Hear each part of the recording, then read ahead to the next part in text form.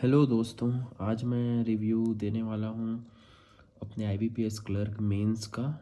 मेरा एग्ज़ाम था 2 दिसंबर को। आई नो मैं थोड़ा सा लेट हूँ, बट स्टिल रिव्यू मुझे देना था। जीके के क्वेश्चंस पूरे कलेक्ट करने में भी कुछ टाइम लग गया। सो एनीवेज मेरा एग्ज़ाम था 2 दिसंबर को। 7 बजे मेरा रिपोर्टिंग टाइम था एंड शंकराचार्य कॉलेज भिलाई में था मेरा सेंटर। आप में से अगर किसी का हो तो प्लीज़ कमेंट करें। सो पेपर में सबसे पहले ओपन हुआ जीके का पोर्शन एंड लेवल मुझे इजी टू मॉडरेट लगा। ये पूरे क्वेश्चन हैं, आप चेक कर सकते हैं आप में से जिनका भी होगा 2 दिसंबर को। कुछ ही स्टेट्स में था, मोस्टली आई नो 29 को हो गए थे, बट काफ़ी लोग के थे। सो ये रहे जीके के सभी 1 मार्क्स के क्वेश्चन। ये रहे 2 मार्क्स के पूरे। बट आईबीपीएस में ना अभी क्या है कि इसमें स्टैटिक का पोर्शन ज़्यादा आ रहा है।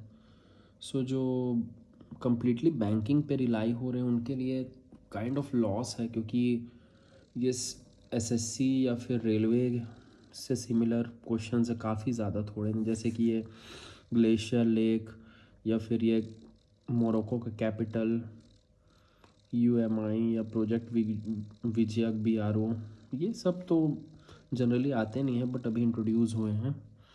बट एनीवेज मेरा जीके का पोर्शन सही रहा, ओके था, मैं सेटिस्फाइड हूँ। मेरे अटैम्प्ट हुए 1 मार्क्स के 23 क्वेश्चन और 2 मार्क्स के 6 क्वेश्चन। टोटल मैंने 35 मार्क्स के अटैम्प्ट किए हैं एंड अराउंड मैं लगभग 17 या 18 लगभग मैं मेरा स्कोर बन रहा है। सो I am satisfied.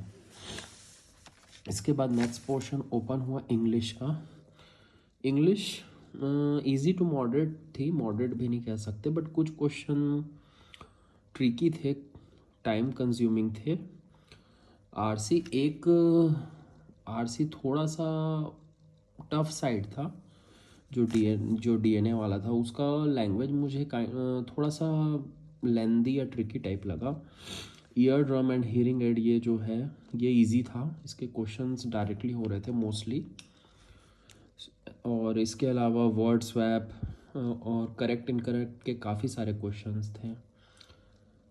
Cloze test भी था एक, जिसमें विच कैन नॉट फिल ये बताना था। सो ओवरऑल सही गया मेरा।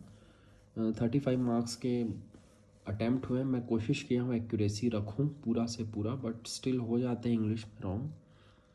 सो 35 मार्क्स के हुए मेरे। इसके बाद ओपन हुआ रीजनिंग का पोर्शन।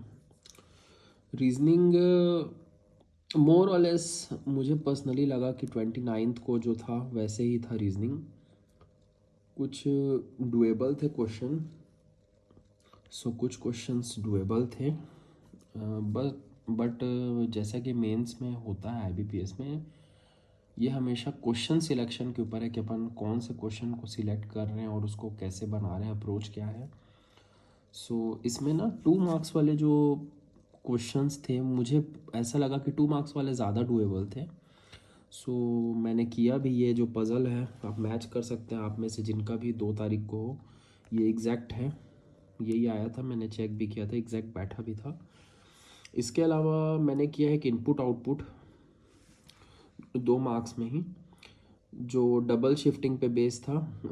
सम ऑफ नंबर हो रहा था और फिर उसका स्क्वायर करना था लेफ़्ट साइड, फिर अरेंज करके, और वर्ड्स दिए हुए थे अल्फ़ाबेटिक ऑर्डर में। वो ऑड +1 इवन -1 हो रहा था, इजी था।